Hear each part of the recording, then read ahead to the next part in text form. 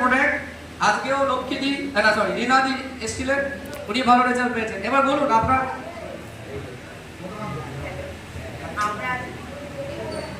আমি পাবনা বলে আমি চাকরি বাসিন্দা।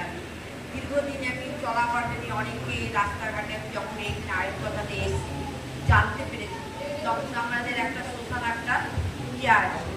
তার এখন সবচেয়ে বড় কথা যে আমি প্রত্যেকটা বাড়িতে বাড়িতে যাচ্ছি, কিছু কিছু লোককে বলছি যে এই এই প্রোডাক্ট আছে, আয়ুর কথা আছে, তোমরা দীর্ঘদিন ভুগছো।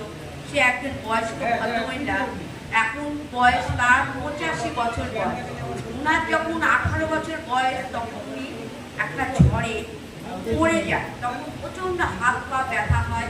দীর্ঘদিন উনি চিকিৎসাও করেছে এবং চারটে পাঁচটা ছেলে মেয়ে হয়েছে। বাংলাদেশ থেকে এসে এখানে এসে থেকেছে। আমি তাকে বলেছি যে মাসিমা অনেকদিন তো অনেক কিছু খেলেন, চলুন আমার সাথে। জাস্ট আমি মিটিং এসেছি, কয়েকদিন এসেছি, এসে সব কথা শুনেছি, তারপরে আমি গেছি। উনি বললো কোথায় নিয়ে যাবেন, তখন একটু নিয়ে আসলাম।